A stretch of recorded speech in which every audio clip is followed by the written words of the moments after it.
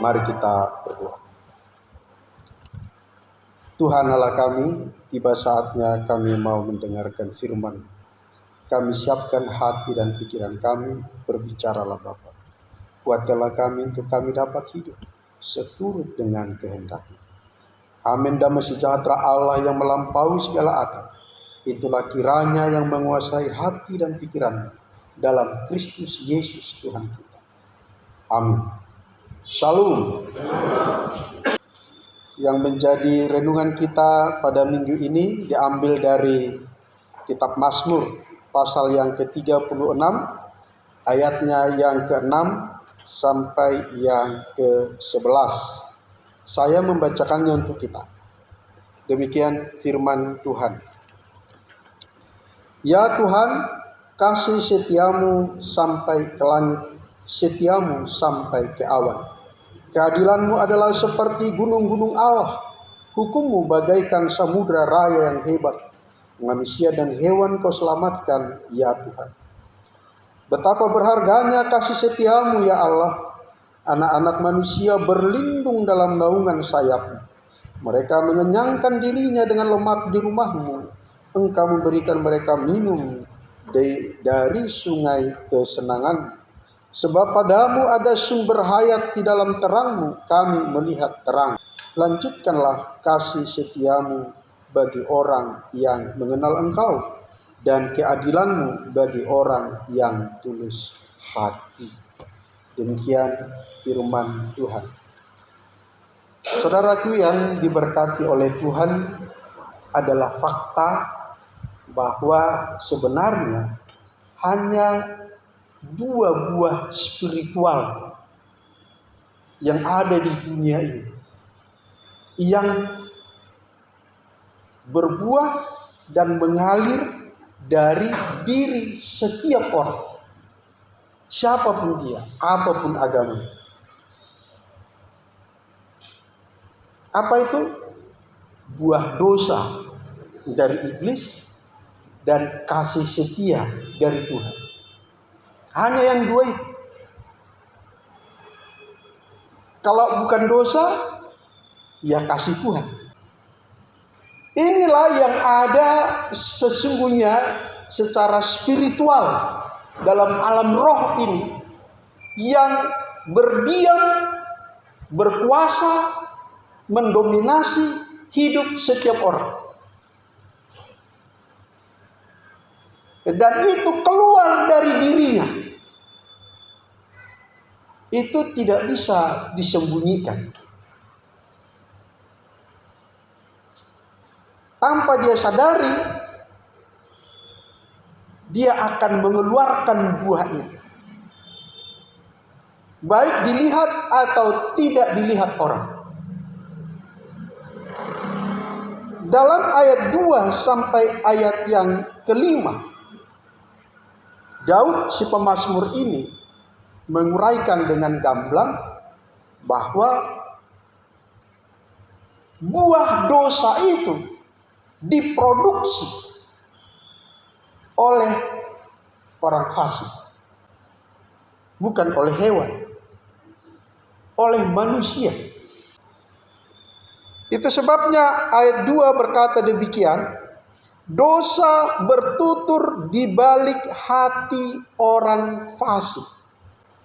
Kalau bertutur itu bercengkrama, berkomunikasi, bersahabat, berbicara di dalam hati orang fasik. Siapapun tahu iblis, siapapun tahu Tuhan. Tapi dari mana kita tahu pekerjaan iblis? Dari mana kita tahu pekerjaan Tuhan? Dari manusia. Ayat 3 berkata demikian.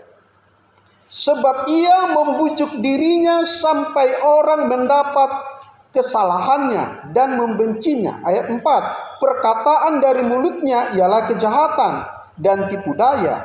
Ia berhenti berlaku bijaksana dan berbuat baik. Kejahatan dirancangkannya di tempat tidurnya. Ia menempatkan dirinya di jalan orang yang tidak baik. Apa yang jahat tidak ditolaknya. Jadi begitu parahnya kalau orang sudah menjadi sarang dosa. Dosa itu kalau tidak diselesaikan,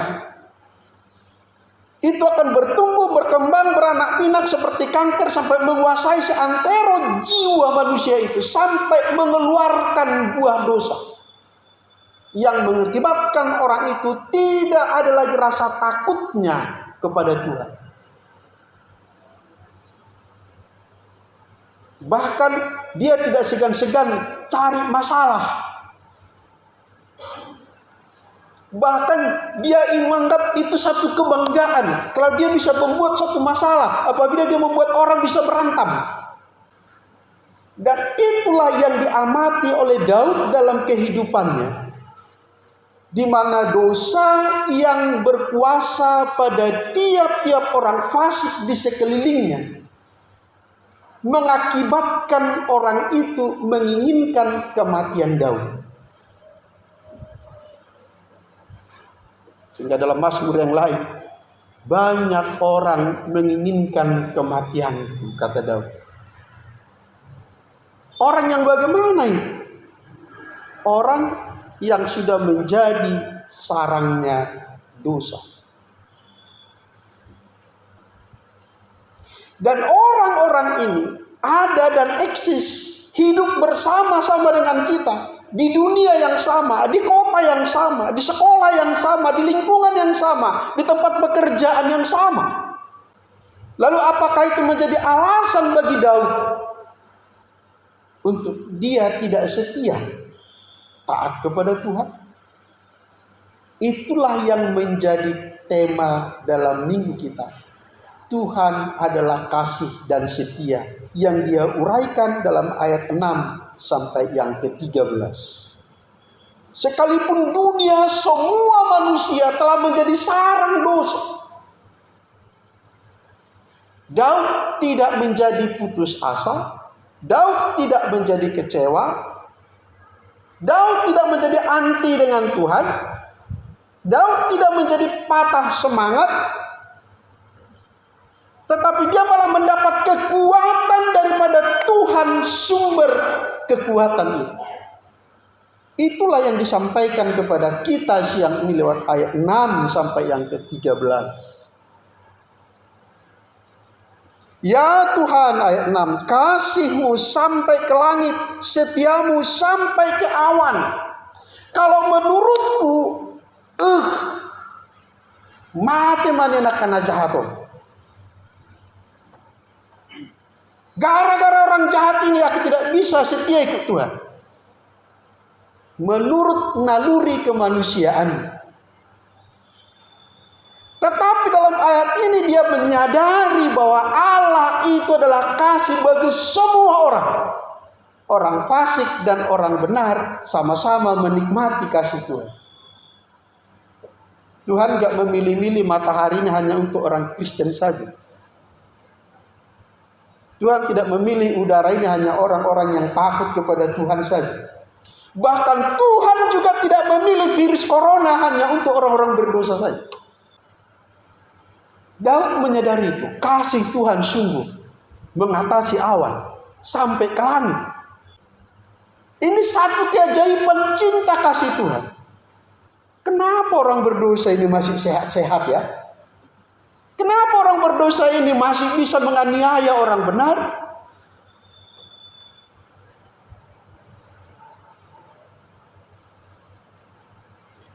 Luar biasa kasih Tuhan ini. Luar biasa pengampunan Tuhan ini. Luar biasa pemakluman Allah atas diri manusia. Andaikan Tuhan itu adalah manusia, menurut konsep kita, maka dengan kuasanya, dengan wibawanya, dia bisa berkata seluruh dunia stop dari dosa. Bisa enggak?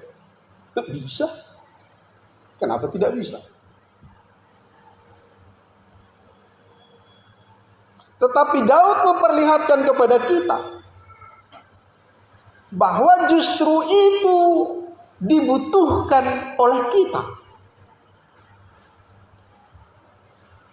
Sebab kepada siapakah kasih Allah itu kita salurkan? Sebab kepada siapakah Allah itu kita perkenalkan? Kepada orang yang tidak mengenal Allah itu, yang ada bersama-sama dengan kita, di sekeliling kita. Sebabnya jangan cemburu pada kesuksesan orang-orang fasik, pada kekuasaan orang-orang fasik. Kecemburuanmu akan membuat dirimu tergoda dengan dosa mereka. Kecemburuanmu akan membuat dirimu juga terbawa arus mereka. Daud menyadarkan kita bahwa sarang dosa itu adalah manusia biasa sama seperti kita. Dosa itu mengalir, bekerja, berkarya melalui manusia yang sama tinggalnya dengan kita di bumi yang sama. Maka waspadalah dengan kemunafikan mereka. Karena orang-orang fasik ini fasih berkata-kata, manis, enak didengar. Bahasa Batak bilang lemes-lemes do hatani begu, risi-risi hatani jolom. Iblis itu menggoda setiap orang siapapun dia, apapun kapasitasnya. Mulai dari anak-anak sampai orang tua, mulai dari bandit sampai rohaniawan paling tinggi. Setiap hari, setiap saat, pekerjaan iblis itu menggoda kita. Bahkan saat kita beribadah begini pun dia tetap bekerja. Menggoda pikiran kita. Supaya berdosa. Supaya mengeluarkan buah dosa. Supaya mentransfer dosa kepada orang di sekitar kita. Sekarang kuncinya adalah kita. Alkitab berkata, kamu adalah bait Allah, bahwa Roh Allah diam di dalam kamu, dan Yesus. Yohanes 4 ayat 14. Coba kita baca dulu. Dapat? Ya, tetapi 1-2 ya. Tetapi barang siapa minum air yang akan kuberikan kepadanya, ia tidak akan haus untuk selama-lamanya. Sebaliknya, air yang akan kuberikan kepadanya akan menjadi mata air di dalam dirinya, yang terus-menerus mengantarkan sampai kepada hidup yang kekal. Kesadaran Daud, pencerahan yang didapat Daud, itu yang harus kita tangkap siang ini. Bahwa jangan heran orang-orang di sekitar kita memproduksi buah-buah dosa. Karena memang ini dunia, realita, kenyataan hidup. Tetapi dengan kesadaran spiritual kita tahu memang itulah mereka. Tidak mungkin ikan hiu kita paksa hidup di Danau Toba. Itu bukan dunianya. Atau ikan mas kita paksa dari Danau Toba sana hidup di laut. Itu bukan dunianya.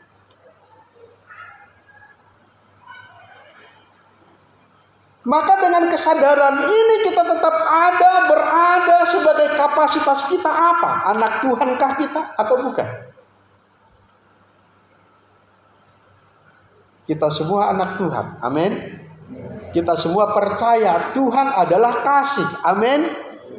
Nah, lalu bagaimana Tuhan yang adalah kasih itu bisa dilihat orang, bisa mengalir melalui kita. Kita baca dulu sama-sama Mazmur tadi, ayat yang ke-11. Lanjutkanlah 1-2 ya.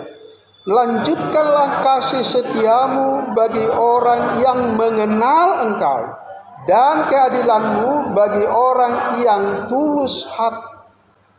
Lanjutkanlah, estafetkanlah, alirkanlah kasih setiamu kepada siapa? Kepada kita, amin. Dan dari kita mengalir kepada orang lain. Apa yang kita alirkan kepada orang lain adalah sifat Allah, bukan sifat kita. Kalau kita berkata Allah adalah kasih, maka itu akan kita perkenalkan kepada orang melalui apa? Hidup kita. Bahwa kita mengasihi mereka. Tapi mereka membenci kita. Ya memang itu dunianya. Kapan kau stres dibuat itu? Makin stres kau tidak terpancing, kau berdosa. Pendek umurmu, tambah sakitmu,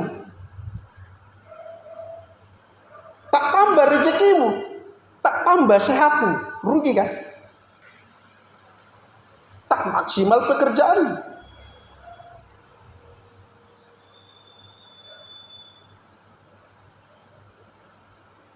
Coba kita lihat ayat 12 dan 13. Kita baca sama-sama. Apa obatnya supaya kita jangan cemburu dengan mereka? Karena bagaimana kita tidak cemburu? Udah berbuat jahat, kita dijahati, dia sehat-sehat aja. Kita makin stres. Apa Tuhan gak lihat? Kita baca dulu. Ayat 12 dan 13. Janganlah 1-2 ya. Janganlah kiranya kaki orang-orang, lanjut.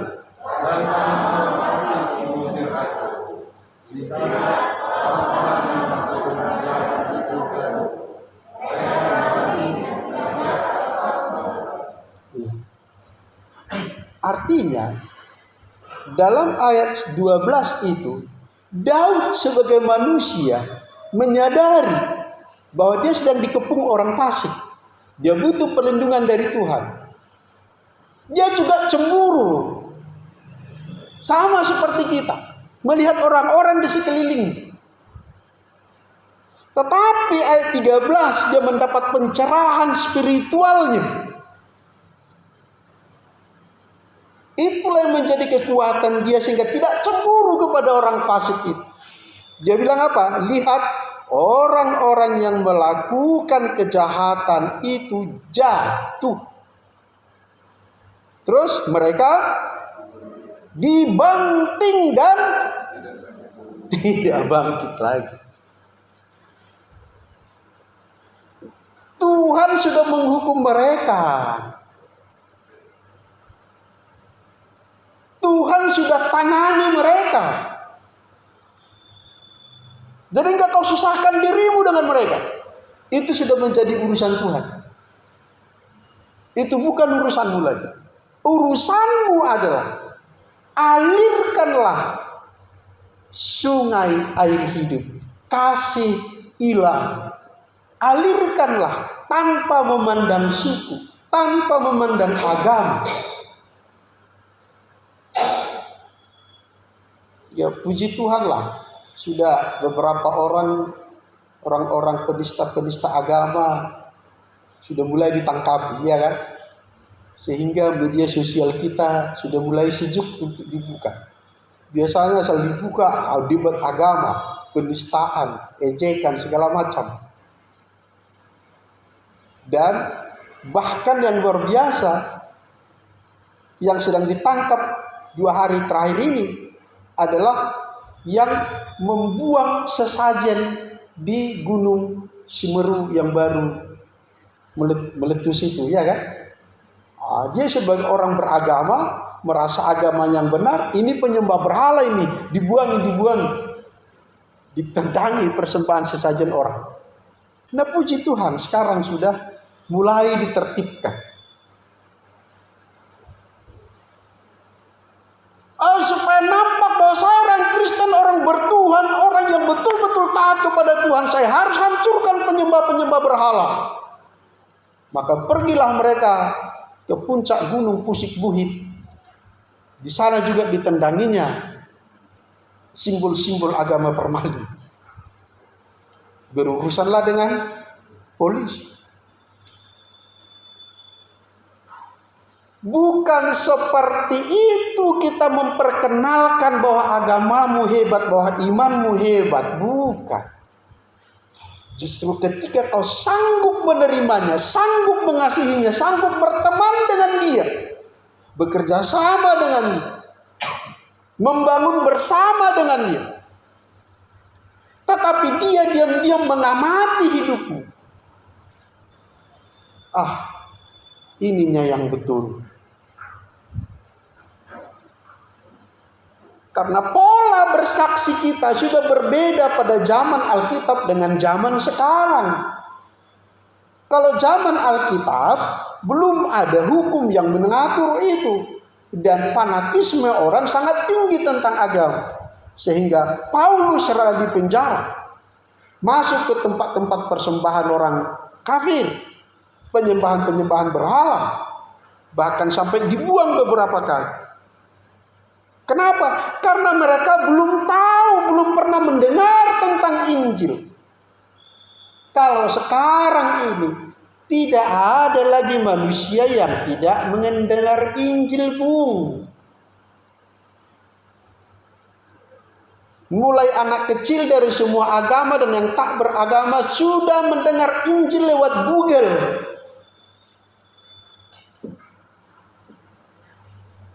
Maka kalau kesaksian kita tentang kata-kata dan perbuatan-perbuatan radikal, itu bukan sifat Kristen zaman now lagi. Sifat Kristen yang sesungguhnya adalah Allah adalah kasih. Dan Allah itu berdiam di dalam dirimu. Dan kasih itu sesuai dengan kata Yesus itu bagaikan sungai yang mengalir. Dari mana ke mana dia mengalir? Dari dirimu kepada semua orang di sekelilingmu. Tanpa mempersoalkan apa sukunya, apa marganya. Dia jahat atau baik. Tuhan sudah membuktikan itu, memperlihatkan itu kepada Daud. Lihatlah Daud, kau yang paling taat beragama, taat kepadaku, tapi mereka juga menikmati matahari yang sama yang kau nikmati. Apa yang kita dapatkan kemudian? Dalam ayat 11 tadi, lanjutkanlah kasih setiamu bagi orang yang mengenal engkau, dan keadilanmu bagi orang yang tulus hati. Daud menyadarkan kita lewat firman Tuhan ini, bahwa sebenarnya kasih ilahi yang ada di dalam dirimu, yang ada di dalam diri kita, itu bukan hanya berlaku untuk kita, itu bukan hanya kita nikmati pada masa hidup kita, tetapi itu berkelanjutan, berestafet sampai keturunan kita, anak cucu kita menikmati kasih ilahi yang kita taburkan selama hidup kita. Kalau saudara-saudaraku, Bapak Ibu pembaca Alkitab yang baik, setiap kita membaca kisah raja-raja, pada setiap kisah raja Israel, apalagi raja di Yerusalem di Yehuda, sejahat apapun raja itu, selalu Nabi berkata, oleh karena bapakmu Daud, seharusnya menurut kejahatanmu kau sudah harus binasa. Tapi oleh karena bapakmu Daud, padahal itu sudah raja yang keberapa setelah Daud? Mungkin sudah raja yang ke-14, 15, 16 setelah Daud. Tapi Tuhan tetap terkenang kepada Daud sehingga anak cucunya diberkati, dilindungi, dijagai oleh Tuhan. Oleh karena bapakmu Daud. Ini yang harus kita tangkap.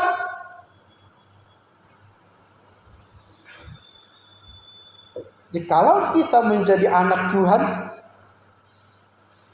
menjadi sarana wadah penyaluran sifat Allah, jangan berpikir bahwa itu hanya untuk diri kita saja semasa hidup. Tapi itu juga untuk anak cucu kita. Amin. Jangan sampai setelah kita meninggalkan dunia ini, ternyata anak cucu kita tidak lagi beriman kepada Tuhan Yesus, tapi sudah kepada yang lain. Kenapa? Tuhan tidak terkesan dengan kita. Tuhan tidak terkenang dengan kita. Betapa bahagianya, betapa luar biasa ketika Tuhan berkata kepada anak cucuku kelak, oleh karena bapakmu tuluslah kau bisa menjadi orang seperti ini. Ini yang harus kita kejar, ini yang harus kita tangkap. Sebab kita inilah orang pilihannya Tuhan. Kita bukan orang sembarangan. Walaupun orang memandang kita sebelah mata, menganggap kita sebagai orang sembarangan, orang murahan, orang pinggiran. Tapi di mata Tuhan kita sungguh istimewa. Kasih setia Tuhan kepada kita terus menerus sampai pada keabadian.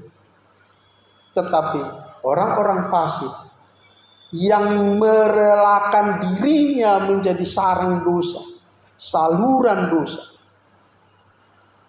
mereka sesungguhnya terlepas, putus hubungan, tidak ada kaitan lagi dengan yang namanya kasih Allah.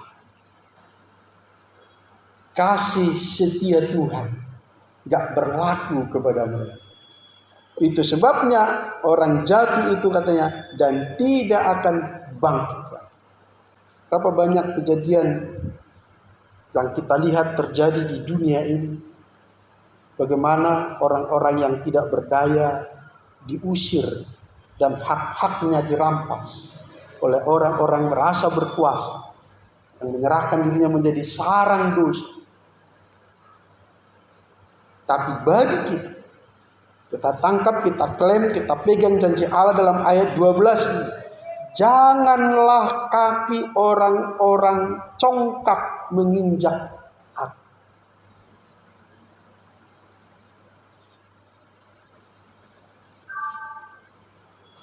Siapapun kita, semua kita ingin mendapat hormat, ingin mendapat posisi, ingin mendapat tempat di hati orang sebagai orang yang baik, bukan sebagai orang yang jahat. Tetapi adalah fakta, orang-orang yang kita harapkan itu pun bisa menjadi orang yang menginginkan kebinasaan kita, bahkan ingin menginjak-injak kita. Tapi jangan takut, orang-orang itu tidak akan sampai menghancurkan kita. Kita ada dalam naungannya Tuhan. Kita ada dalam lindungannya Allah. Tuhan menjaga kita bagai biji matanya. Dan orang-orang fasik tidak akan mengizinkan. Tuhan tidak akan mengizinkan orang-orang fasik mengusir engkau dari hak-hak. Memang nampak sementara mereka bisa seolah menang, seolah merayakan kemenangan, seolah benar. Dari 100 orang, setengah tidak suka kepada kita, itu masih wajar. Dari 100 orang, bahkan 90 orang tidak suka sama kita, itu pun banyak kejadian dalam Alkitab. Tapi tidak pernah dari 100 orang tak suka sama kita. Itu adalah bukti betapa Tuhan menjagai kita. Janji Tuhan, 1000 orang ingin menjatuhkan, menghancurkan, satu tangan Tuhan cukup menolong. Inilah janji Tuhan. Betapa nikmatnya kalau kita sebagai anak Tuhan berpegang teguh pada kasih setia Tuhan, menjadikan kasih itu meluap dari diri kita, mengalir kepada setiap orang lewat tutur kata, perbuatan, tingkah laku, dan pekerjaan-pekerjaan kita. Ini yang Tuhan mau dari kita. Salurkan, salurkan, salurkan. Mengalirlah dari dirimu kasih ilahi, buah-buah roh, buah-buah pertobatan. Semua perbuatan dilandaskan dengan kasih Allah. Itulah sifat Allah. Bukan sekedar perbuatan baik. Orang jahat juga bisa berbuat baik. Tetapi apakah itu didorong oleh kasih Allah? Pasti tidak. Mereka itu didorong oleh dosa. Tuhan adalah kasih. Tuhan ada di dalam dirimu. Salurkan kasih Allah dari diri.